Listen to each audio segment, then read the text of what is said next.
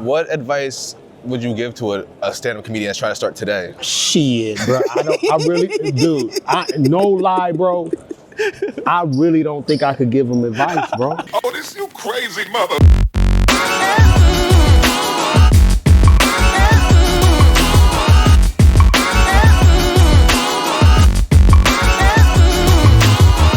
Big interview alert. Man, I'm on a mission to interview all my favorite comedians. Today we got LaVar Walker, man, from Chicago, moved to Atlanta, was a pharmacist. Now he's a full-time comedian, killing the game. Look at it, I was Wow, he's gonna be right here. Yo. Alright. Yeah, they got a better food spot downstairs. Oh, word? Word. Nice to meet you, bro. Yeah. It's my cameraman Timmy. Oh, this is the camera. Yeah. You know what's crazy? What's up? Yeah, Osmo gang, come on, you gotta have it. You gotta have it. Yeah. I take mine. I'm gonna put this on you real quick. Yeah, do you wanna take your jacket off, put it in my backpack? Hot as hell. Yeah. Yeah, but I got a lot of shit in this coat. I mean, I can We can just throw it all in my backpack. It's all good. I can just, we be good. Right? All right, cool. It's good, right? Yeah, let's clip you on. All right. Yeah. Cool. Yeah, they got an actual food spot like downstairs. We go like Okay, cool. good shit. Yeah. Cool, man. You gotta come to the show tomorrow, man. Yeah, I'm down. Yeah, come pull up. You perform in New York often? Yeah, you know, I'm a regular at the Comedy Cellar. You know, I got passes. I was on this show with Amy Schumer called Life and Beth. All right. Hulu show. I acted and wrote on that show for 2 seasons, and so a little bit. I come down here a little bit, man. My brother live in Harlem. Okay, so, word. Yeah. All right, yo, let's do an intro real quick, man.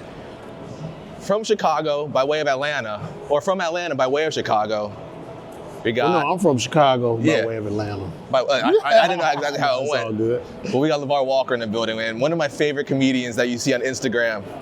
Oh, that's what's up. Yeah, man. I've been following you for. Have you watched any of my stand-up, or you just watched me from the videos? Well, I started watching your stand-up. Word. I seen you on I think on the LOL network stand-up. Yeah. But I've started watching your stand-up. But I know you from your remixed of Instagram videos. Yeah, and you know the thing with that is, being a comic nowadays, that's what you kind of got to do, man, to stay relevant. Yeah. You know what I'm saying? And I think that's genius because, truth be told, about 2012, I was doing stand-up comedy, and I was trying to figure out how to market my stand-up without giving away my set. So that's I mean, just the talking head videos for me is what people, know me off of. But it's still like, what's unfortunate, I still feel like we're at the mercy of this algorithm, bro. Yeah. You know what I'm saying? Because it can literally make you or break you. Bro, yeah, it's a time like these videos I'm doing, they going crazy. Uh-huh. And then it'll just slow down. I'm like, well, what am I doing different? Like, it's went just, down again. It's wild, man. All right, Tim. So, but it's definitely necessary.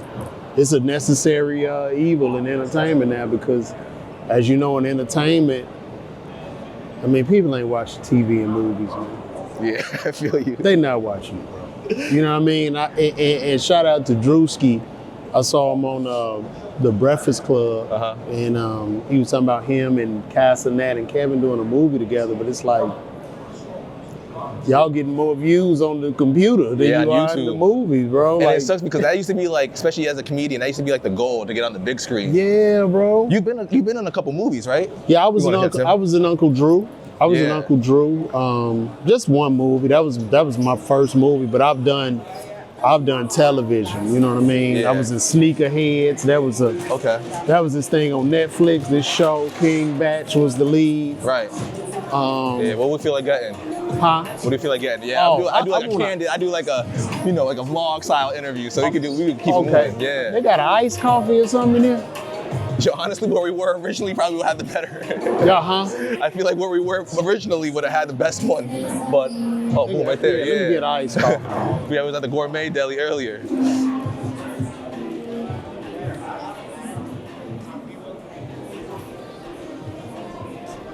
How you doing, dear? I want to get an iced coffee. You want something, Tim? Do y'all have a specialty iced coffee like caramel or what? Yeah, we can put that. What we got?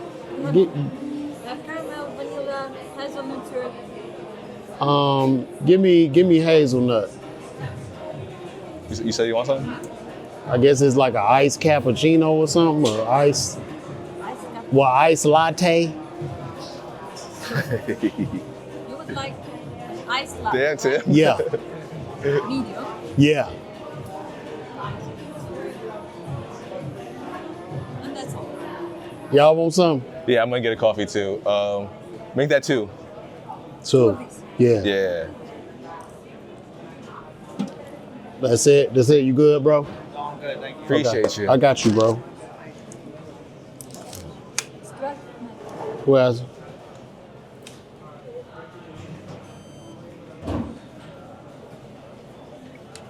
Thank you, dear. Yeah, that's all I wanted. I ain't ate all day. You eat today?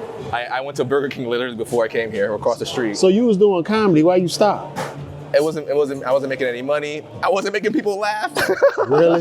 Yeah, you know, I feel like I'm funny, but when you translate it to on stage, it's a whole different type of beast. You know, I started stuttering and one word you stumble, it's over. Boo! But see, now I don't think like talent really matter. Like if you could get popping on the Instagram or the TikTok, Yeah, you can get booked at least. they gonna come. Yeah. They gonna come. You know what I'm saying? So, that's interesting. And I was doing all the hood shows. I never got any like the good crowds that would laugh at anything or give me sympathy laughs. It was all get the fuck out of here shows. What would you do performing in Brooklyn, Bronx? Mount Vernon. Like, Did you do Salsa con Fuego? no, I never Rob got. Staples No, Room? I didn't do that. But I did a talent show. I did a couple of talent shows. That's wild, bro. Yeah. Well, you might want to jump back. Who knows? I could, man. I could. I You don't know, know. I'm slowly working my way with interviews. Yeah, I've been doing it now about 20 years. I've been full time as a comedian for about it's going on 5 years of me being full time throughout my whole See, I've been career. following you since you were at the pharmacy in the lab coat. Yeah, I remember bro. those days, man. Yeah, It's and crazy. I'm fighting not to have to put that shit back on, man. Really? I ain't got number 22 tickets sold in New York, and New York is supposed to be my top market. Yeah. I'm gonna start my set off with that, but I ain't tripping because the ones that show love, because you got to document stuff like that. So, in my career, it's not that I'm not funny. It's not that I haven't made money at it. It's like I have to continuously, build my fan base. You know what I mean? To get people more used to me. You know what I mean? Because sometimes I think when I'm doing them talking head videos, sometimes now I'm like, Tim, just lead the way, bro. I'm like, the talking head videos are cool, but do these people know me as a stand-up? So do you feel like you need to post more of your stand-up? I've been posting a lot more of it on YouTube, but I'm scared to do it on Facebook and Instagram, bro, because they still banning and restricting your Oh, that's shit. what you're worried about? I thought you'd be more worried about people seeing your set and people stealing jokes. Like, I wouldn't even worry about the algorithm. And I look all at that it like stuff. this. You can post your shit, bro, because nobody's going to see it 9 times out of 10 anyway. Even if you get 1 million views, bro, it's 8 billion people on Earth. You would be the luckiest person in the world for a clip or 30 minutes of your stand-up footage to do 10 billion views and everybody knows those jokes. Right. If that happens to you, bro, you are hotter than fish grease. You touring, you selling out. When I say everything, you talking 10 shows at Madison Square Garden back to back. We starting at 4 p.m., bro. Like, so it's like you just put it out, man. It's all just content, you know? What was like the final straw that made you quit your job at the pharmacy? Well, I had been straddling the fence for a long time. And when I was working, bro, it was just, I was getting miserable, dog. Like, you know what I mean? I'm like counting the hours down to get out of there. Yeah. And I'm working retail and just dealing with all them people and shit. So They when get you on your nerves. when you and- mentioned that you were working at like a CVS, a pharmacy, that's what you were really doing. Yeah, I was or- working at CVS, bro. Like, with the for real. doctorate's degree. Yeah, with the doctorate degree, bro. That shit is real, dog. Like people, and you know what pissed me off? People be like, I saw you do that video with Kevin Hart crying, laughing about pharmacy. That made me be a pharmacist. I said, did you listen to the hell I'm explaining to you what's going on?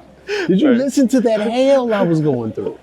So Yeah. I was always straddling the fence. I never looked at entertainment as a viable means to make a living, even though I was having success. Like I won that Miller Lite thing. I won a bunch of money with that. Okay. Took my ass back to work because I was living in fear too. Because once you get the check every Do you 2 have weeks, kids? Yeah, I got one child Okay. now. But once you used to that 2-week check and benefits, Yeah. that shit'll put you in handcuffs. But as time went by, my regrets started to grow bigger than my fears. So for instance, when I booked the Hulu show, when Amy Schumer saw me performing, and she put me, it's actually me on that show, LaVar the Pharmacist, I was down here filming, and I ended up, man, I saw my homie, Donnell Rawlins, and I was out walking. It was a beautiful day. Beautiful day. It was still kind of some mask requirements. Yeah. But I'm in Soho. Hulu would put me up. I'm staying at the Soho Grand. Walking, I walk back to the hotel. I see Donnell sitting there. Yo, son, what's up? I'm like, what's up, man? He's sitting right next to Dave Chappelle. Yeah, wow. You know, Dave, my guy. You know, I'm a big Okay, that's what's fan. up. Love Yeah, Dave yeah. Chappelle.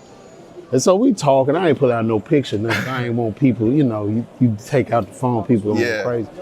So we chopped it up, man, and then I go back to the room and Donnell DM me, yo, good seeing you. So I'm like, yo, you doing some time out here somewhere? He's like, yeah, the stand. So fast forward, I go down to the stand, I'm getting money, I'm shining, you know, That's I go awesome. to the stand. Now when I get there, I don't see Donnell. Then I text him, no response. But I started to see people go down to the bottom portion of it, Yeah. and they had wristbands and all this. So I was like, you know what, I'm gonna try to go down there with them. So the girl just lets me in. So she let me in, people start filling the room up, and the show begins. Donnell pops up, he's hosting, and the first comedian was Michelle Wolf, Okay. then Jon Stewart, Wow. then Marlon Wayans, Wow. then Chris Rock, and Dave. And so I'm like, oh, this is fucking crazy. Like I'm just in heaven, and people noticed me. A couple people knew me and shit. And I'm not even supposed to be here. You know what I mean? Yeah. But in that moment, and I'm around all these motherfuckers, the giants, these heavyweights, I heard God say, you gotta do this shit, man. And I ain't Yeah. never go back to work after that. Wow. That was in New York. That happened in New York. I just never went back to work. Because Wow. I worked PRN for Kaiser and CVS, but I resigned, man. It was like, shit. And then too, it's that thing of, I gotta take this dive because I gotta know if this shit gonna burn down or not. You know what I mean? You gotta know. You got the degree, man. I feel like you could go back, but damn. How much of like your job, and to a certain extent, where you're investing like that income into your passion? Oh shit, a lot of it. I mean, I was putting that money into this shit. I mean, I was living too, you know what I mean, buying gear and stupid shit, but you know, I could go do, it wasn't no issue for me to go do like a festival or Right. go put myself up sometimes because Right. that whole thing, like for instance, here's a story. So 2012 was a big year for me. That was the year I got the call to get an audition in Hollywood. Keenan Ivory Wayans flew me out to Hollywood for the New and Living Color. Okay. It was That me. never happened though, right? Nah, it was me, Lil Rel, Sidney Castillo. We all in the room. I didn't Word. book it. Lil Rel booked it. Rel booked it. That's awesome. And so that kind of transition. You're really like in the loop. Like, Man, what the fuck? Yeah, man. Like, You yeah. just see me doing them goddamn videos, but yeah, man. You know what I'm saying? People be, I get it though. They just don't know. You know what I mean? But man, I'm SAG after WGA, man. I did all that shit, man. yeah. But that was a big year for me. So I got that call 2012. I'm in Hollywood in front of Keenan or whatever. I was like, this shit is surreal. I'm Right. still working in the pharmacy. And this shit is like I'm living dual lives because I'm Clark Kent in the day, but boy, at night, Yeah. baby, I got a cape on. You know what I'm saying? Because I'm in these streets moving and shaking. So I flew out there, man. Didn't book it, but it was a great experience. Gotcha. Then the Shaq All-Star Comedy Jam, they were having a competition for, I guess, comics to be on the new Shaq All-Star. So like, I got in that competition. That was in Orlando, Florida. I was supposed to have a show with Shaka Khan the next day, but I ended up missing the show because they started the competition so late, but I didn't book it. I didn't win it. I guess Robert Powell won the shit. And I ain't really give a fuck. It's whatever. I missed my flight. I missed my show with Shaka Khan. Damn. So I was in a gas station. I see this little poster of Kevin Hart holding a pack of beer. Yeah. Right? Like Miller Lite, whatever. And it said comedy competition. I said, it was right by my house. I held up the little sign and shit. I put it on Instagram. Wow. So I entered in it. So I won that shit. So the video with him crying, laughing and shit, that's when I won. I beat out like 6. Wow. Well, a lot of comics over the nation came, tried to be a part of it. I won the whole thing. That's awesome. Now, when I'm killing in that, Kevin Hart there, all the people from Shaq All-Star Comedy Jam are there, like Jeff Flanagan. It was like, yo, who is that guy? That's awesome. So I'm in Vegas, I get a call from my agent, well, she my agent now, but I get a call from her. She said, LaVar, you wanna do some time on the Shaq All-Star while you here in Vegas? I said, hell yeah, I wanna do some time on that motherfucker. That's great. So I did 5 minutes on that, killed that shit. What other comedians were on that show? D-Ray, Gary That's Owen, the Michael, famous, that's the one Michael that everybody Blackson. watches. Yeah. But no. This one we did, they would do tour dates. So this wasn't filmed. Right. You see what I'm saying? Okay. So we would do tour dates. I see. So they did like one special one, I guess. Yeah, everybody did a special. Like I'm on the special, like I don't know if you've seen it, but y'all look up Shaq All-Star. That's what I thought I was talking about. I saw one. That's the one. That's the one Faison Love hosting. Me, Red Grant. Gotcha. Robert Powell. Yeah. But no, when I won that, so I kill on that. I get 42 dates on the Shaq All-Star Comedy Jam. And also, I was the first host of the Plastic Cup Boys tour with Spank and Naeem. Oh, wow. So I started that tour with them too. You know what I'm saying? That's dope. All from the winning that competition, or that was just... That was all from winning that competition. That's awesome. Yeah, I mean, but I kind of knew him, but I was hot, man. That's awesome. I was on fire. I'm trying to get back on fire right now. You know what I'm saying? I heard that. I feel like there's like a fine line. Hold on, I wrote down this quote because I wanted to get it right. When you're working with like people that you like look up to, like everybody looked up to Dave Chappelle, Kevin Hart at a certain point. There's a quote that says, don't put the people you admire on a pedestal, you have to see them as peers, because once you place them above you, they'll be out of reach. Do you agree with that? I agree with that. How did you navigate that fine line between like, okay, that's like Kevin's between a peer and like the big homie, like or something like that? Well, of course, like I'm always happy for everybody's success. Like, I think it's a beautiful thing, but having to be around even a lot of my peers who've gone on to get big careers and they doing good, it's just what it is. It's like you put one foot in front of the other and you just keep going, because even though that person is big or huge, there's nothing that person can really do for you. And most times, some peers, but most, if they blow, they not gonna pull you into nothing because they still look at you as a peer. So like, let's say for me and you, we started the open mic together. And I'm not saying everybody, this is just probably some human psychology shit. So say we started together. We peer, you respect my comedy, I respect yours. Yeah. But then you blow like super big. Yeah. You still see me as a peer, but sometimes a lot of the guys can see you as you owing them something, or you know what I mean? You gotta pull them up. Okay. But you ain't really doing it because you like, oh, you needed help? Like, you know what I'm saying? You just, because once you hit and get on fire, man, that shit it comes so fucking fast, bro. Gotcha. You don't even have time to think. What about as what about as like, what defines the line from being like a peer as in like a coworker, like you're actual comedian, and then like a fan? Because I'm sure like there's comedians that are like, oh yeah, I get to do like an opening thing for Kevin Hart, but it's like more of like on a fan side of things. I think when you're a younger comic, you're more like that. Okay, I that think makes once sense. you've been in the business for a minute, you don't care. You know what I mean? It's just another day at the office, you know. Okay. Because I actually view every comic as a peer. Right. And I look at every comic as, you have comics that have a big mega church, and then you got comics with a storefront, you know, the storefront church. So it's just audience size is bigger, smaller. You know what I'm saying? Gotcha. Because the art form itself, I try not to even judge comedians or or call out what I think is funny or what's not funny because it's so subjective. So who am I to say if I don't laugh at your shit that it's not funny if you got 30 million motherfuckers laughing? You know, I just don't get it. You see what I'm saying? So, but what do you think determines a successful comedian? Ticket sales, pretty much, or is it the gigs they get, the type of gigs they get? I think what determines a successful comedian is grit, your will to do it, your consistency, and the work you putting in, bro. I mean, I think if you success is the success is the realization of a worthy ideal or goal. Okay, so once you have a worthy ideal or goal and you are starting to progress in that and you're seeking that goal, you are successful. Okay. You see what I'm saying? Yeah. Because it's easy to look at it from a numbers perspective or from a money perspective, but that's not a great way to look at it because I know rich comics that are miserable, and then I know poor comics that love what they do and happy doing it. So, you know what I'm saying?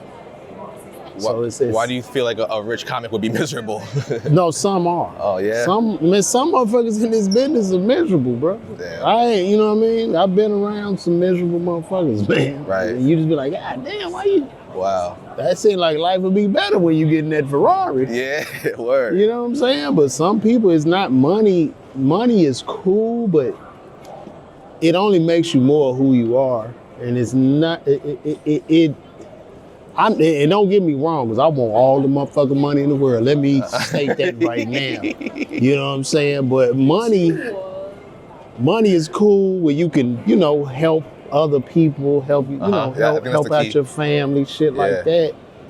And it gives you unlimited options. And sometimes when you got unlimited options, you don't even know what to do. And you become more of who you really are. Right. Okay. Now. You know what I'm saying? Yeah. Because you had a free, like your will is so free. Yeah. With unlimited options. Because you got all the time in the world too. You see what I'm saying? So.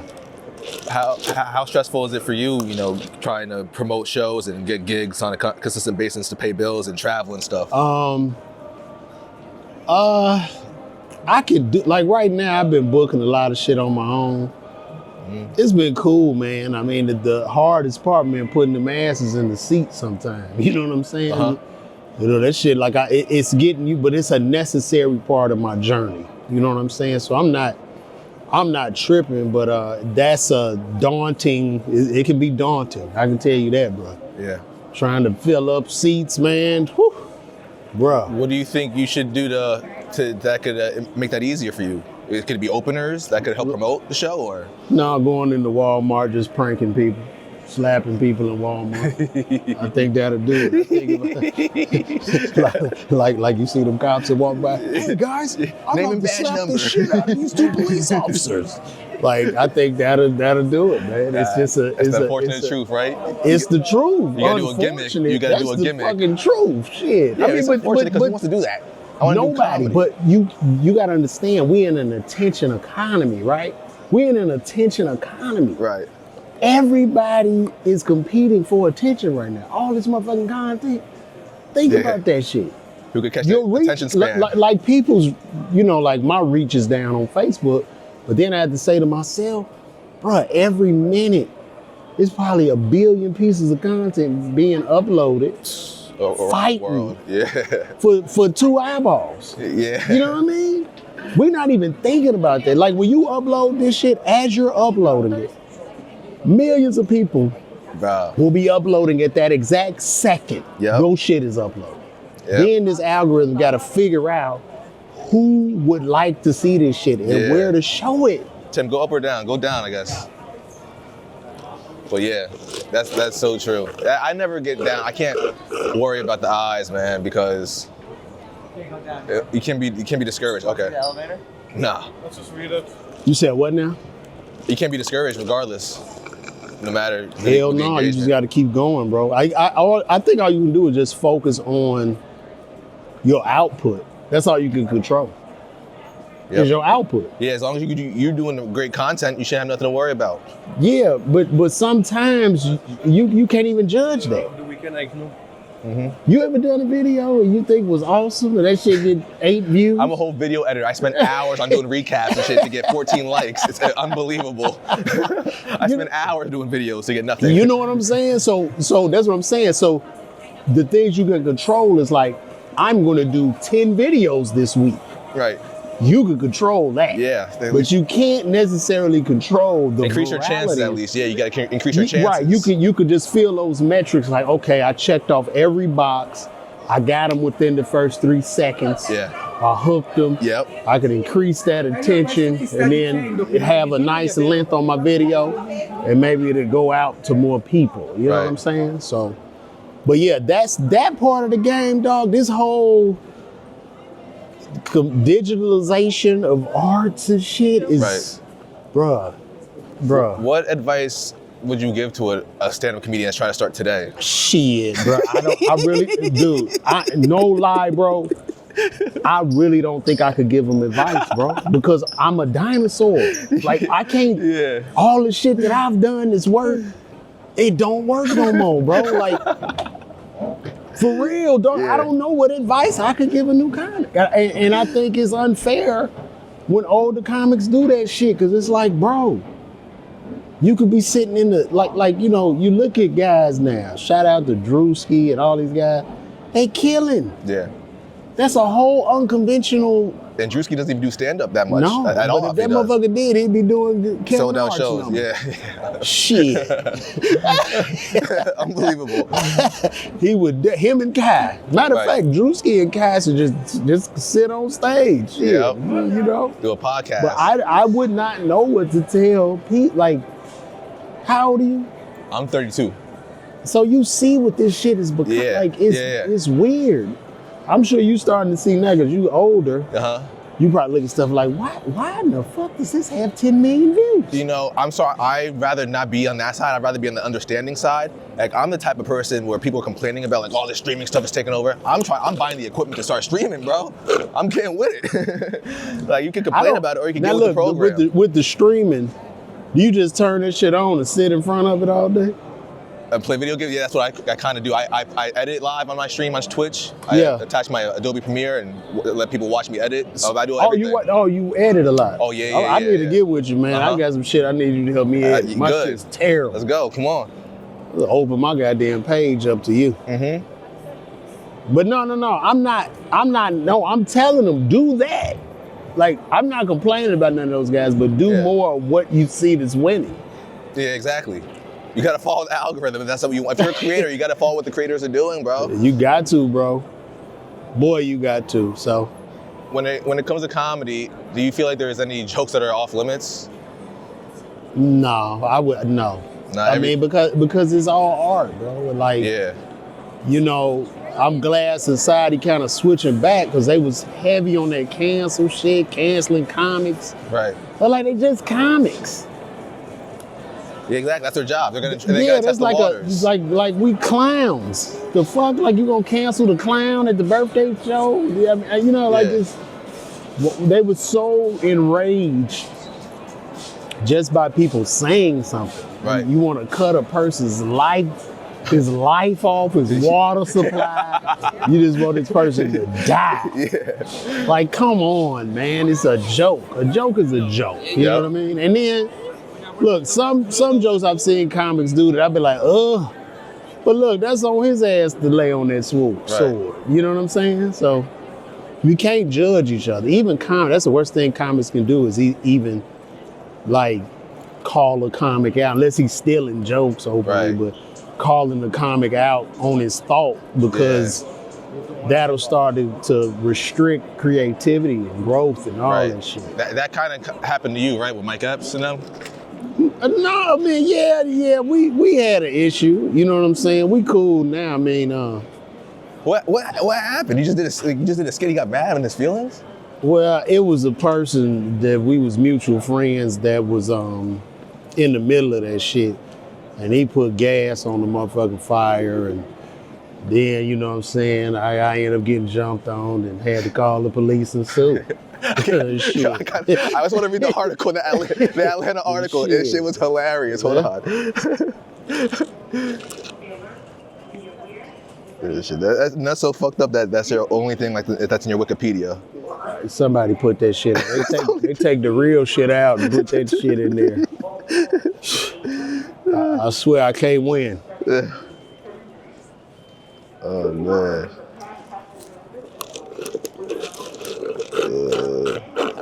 Yeah, this shit is. I get my ass beat. Look, he giggling. Y'all see this? Listen to this shit. Okay, it says. Then Epps punched him in the face, the report said. Walker fell to the ground and was kicked and punched more by Epps and 2 other men, presumably Epps' friend. The police report said the suspects threw Mr. Walker's cell phone onto the roof of the comedy club. They did. And crushed his prescription glasses. They did. He said the 2 men drove off in a white Yukon, and Epps, wearing a red baseball hat and a jogging suit, top, and jeans, drove off in a red Ferrari. In a red Ferrari, that's right. That happened. The funniest part. They wrote that shit on. To be honest. No, that happened. That shit happened. When it said like somebody. Long story short, it said something that looked like they walked on your head. I was like, this article is brutal. Yeah. Oh yeah, they did, man. It was a Timberland print on my damn forehead, man. Look at this. It was a Timberland boot print on my shit. I said, man, god damn, man. Yeah, damn. I mean, did that change anything, your creativity wise, when that happened? It was a very dark period in my career. Like I was hurt more so mentally. Like, nigga, I'm a fan, all that. Damn, I'm out here cracking the fuck up. No, it's cool. Nigga, I'm a comic. Word. But I'm a fan, and then shit went down. I mean, we did Uncle Drew. We in the movie Uncle Drew together, and y'all go look at the new season of Comic View. He hosting that. So, how long did it take for you guys to reconcile? It didn't. I've been a couple years. I wasn't tripping on that shit. He said what he had to say, and my cousin called him. My bad. Oh, sorry. He said what he had to say, and I like fuck it, man. We moved on. Did you like say I can't create stuff like this or leave other comics alone? Good. Hell no. Word. Fuck no. I know I got something now. That shit ain't gonna never happen to me again. Word. I ain't saying I'm tough, but I know it ain't gonna happen. Hey, cuzzo, what's happening? I'm walking around doing this interview. We by the Juice right now. We just walking in circles because they filming and we just walking and talking. Where you at? No, but it's all good. That shit happened so long. What was that, 11, 12 years ago now? Yeah, 2014. Yeah, so, it's all love. Shout out to Mike. That's what's up. Tell him to call me. Yo, that is hilarious. That's your catchphrase, man. Tell him to call me. How did you come up with that? Call me. Man, because who was I talking? I was talking to my homie, Rito Brown. Shout out Rito Brown. Shout out to Rito, man. I miss him, too. He's going to come back to the airwaves. Rito was like, LaVar, man, you need to come up with a saying or something. I was like, some more corny-ass shit I got to do. So I just said, call me. I didn't even try to put much thought into it. Wow, that shit is so funny. Because you have like that doctor vibe. Oh, so the doctor vibe? Like, tell him call me. Let me tell him talk to me. It's so funny. Do you get this often that you get reminded of Judge Joe Mathis? Yes, Judge Mathis. They tell me that shit all the time. Hey, Judge, I thought you were Judge Mathis on the video. Bitch, I ain't no damn Judge Mathis. God damn. Oh, man. There's a couple rapid questions. What was your worst gig that you ever had? Shit, that was at the old Uptown Comedy Club. I invited my girlfriend out at the time. My homies bought they girls. You know what I mean? It's a real small room. That bitch had about 150 people. We was sitting right up on top of the stage, maybe 2 rows back. And it was a Sunday night. We all dressed nice. And they called my name on stage. And I get up there in the lights were bright. I had the microphone. I just forgot what to say. Damn. So I just stood up there doing, yeah, ha, yeah. Give it up to the ladies, yeah. And then the boos started. They started booing my ass. Man. Telling me to kill myself and oh God. And then I had to go sit back down with my people. And as I'm getting booed, bro, that stage got bigger and bigger, bro. That stage grew from a little small platform to a runway at the airport. Right. And as I'm walking off, it's like I'm losing my clothes. Every step I take, right? Yeah. And I'm totally naked, and it's getting bigger and bigger. But I forgot my shoe, so I got to keep going back. It's humiliating. So then I finally get to sit down by my people, and I just slouched down in the chair, so my eyes was like where the table was. Right. I didn't want nobody to see me. It Damn. was so fucking sad. Yeah, bro. I remember I'm when I like, bombed, I tried to sneak out the back. I tried to sneak through the kitchen one time to leave the building one time. I hated bombing, man. She used to be so embarrassing. Is there any joke that you regret telling? No. No. There's not one joke I regret telling. They try to shame you into that shit, but it's like, nah, fuck this. I'm gonna ride with it. I'm standing right here. Y'all can kiss my ass. You know what I'm saying? What's a moment that you're proud about but nobody really knows about? A moment that I'm proud about? Something, yeah, it's a major something that you never really talked your shit about. You guys know that John Wick 2 was filmed right here, right? Really? Really? This is that spot where he was This shooting is over the his spot. shoulder. He was shooting over his shoulder. You know where they were shooting at each other? One's down here. Yeah, it was right down there, and it was the gunslinger. What? The more you know. Oh, that's beautiful. Remember, the next time you watch it, you're not going to see the TV screens. Because in 2017, they still haven't, they didn't install them yet. Wow. This came in like 18, 19. Damn. That John is so Wick. cool, man. Fuck yeah. So you just staying here to give people these random facts? Yeah, of course. That's good, I man. want them to feel comfortable. I love that, man. Hey, well, Where you thank guys you, from? brother. I'm from up here. I'm originally from Chicago. I live in Atlanta, though. Yeah. Enjoy yourself. Yes, thank you. Hey, man, appreciate If you that. get free time on your hands, there's a little spot in the heart of Canal Street, Yeah. the oldest bakery that ever existed. Yeah. You ever watch Sopranos? Oh, yeah. Okay, this is where Tony got his cannolis from. Oh, Still in Tony's business the day good. after. Hey, Tony's cannolis. You hear me? Huh? Capiche? Up the escalator to the left. Got the best, some of the best cannolis this side of New York. From Canal Street, you walk until you get to Grand Street. Now, 195 Grand is Ferrara Bakery. So Hey. take the Ferrari, take the I off, put the A. Now you can never forget the name.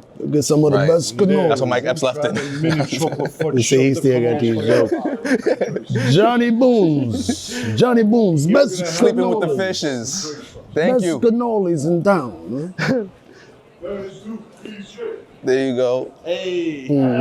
How long have you lived in Atlanta for?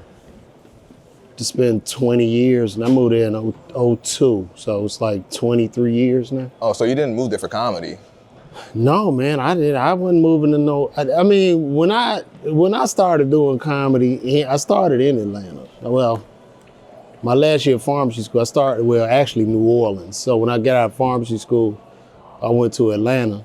In Atlanta, I just like the vibe, beautiful black people, big houses.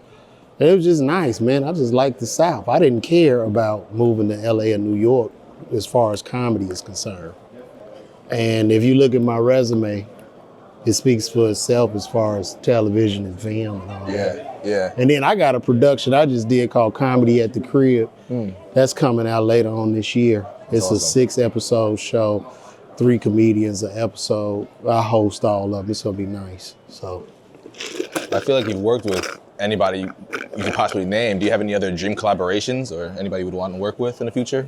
not really. I mean, I don't have a dream. Like when you say collaboration in what? As far as what? That could be anything. Like a movie? Open up. Would you even open up for certain comedians anymore? Or It doesn't matter. I mean, I mean, opening for somebody, I mean, you working for them. I mean, that's that's a favor to you yeah. because that's their crowd. Yeah. You know what I'm saying? So, How about would, this? you know. Would Jeez Louise. Oh boy, y'all scared me. Ooh, y'all scared me. I like, what the hell? What you saying? Well, what should I say? Is there any TV shows or movies or sitcoms you would want to work on? No, not really. I don't care. Yeah. I mean, if it's a check there, I mean, who's watching that shit? Bro, I don't know. Who's watching TV and movies now? Am I jaded? I just don't think. Movies might be different because it's not just because the theaters and TV. There's also Netflix and all these streaming platforms where people stream series and stuff. But I think it's all online for a comedian. I think it's all comedy lives on YouTube, man. For real. I mean, that's how I feel. I mean, I just don't see like I mean, you got a lot of shows out. Like you might have 10,000 shows, but only like people talking about 1 or 2 of them. You know what I'm saying? Yeah. Whereas when I grew up, to be on television and film, that was a big deal. I just don't think it holds the same weight anymore. Yeah, I agree. And I mean that like from a ticket sales standpoint and everything. It's like, you know, I know guys that's done a lot, man, but you know, the ticket sales struggle. My biggest goal is to tour, sell out my venues, and just do what I do, man. Question Spread love. is this like what you're on now, kind of on a tour, or are you just? Well, yeah, doing I shows? mean, if I got multiple dates, it's a tour for the year. You know what I mean? So Right. I'm here this week. Next week I'm in D.C., Arlington, Virginia, to do the Arlington Draft House. So you know. So what is, like specifically? Can you go into detail about like what a 5-year plan would look like for you? A 5-year plan. Like what are you trying? What kind of is it? Just like doing shows, like just trying to stay consistent booking? or- The motivation, you know, I do Yeah. some production, some creation of content that I could distribute to streaming platforms. You know what I'm saying? And that'd be like more behind the scenes. But my 5-year goal is to basically, man, just be selling my venues out. You know what I mean? Like theaters, comedy clubs. You know what I mean? And just Right. increasing the brand. Like I just want to tell jokes at the end of the day. Yeah. You know what I'm saying? That's all I want to do. And then last question is, what would you want to tell our listeners and our audience something about yourself that's not really, aside from being a comedian, tell something about LaVar. Something about LaVar. I'm a nice guy. Like, you know, some people take my kindness as me being an asshole, or my sarcasm as me being an asshole. But that's not just true. That's not true. That's a way of me trying to give you the truth. I just try to be honest with people, man. I play fair, try to be honest, man, and take care of my family, my wife, my son, and live my dreams, man.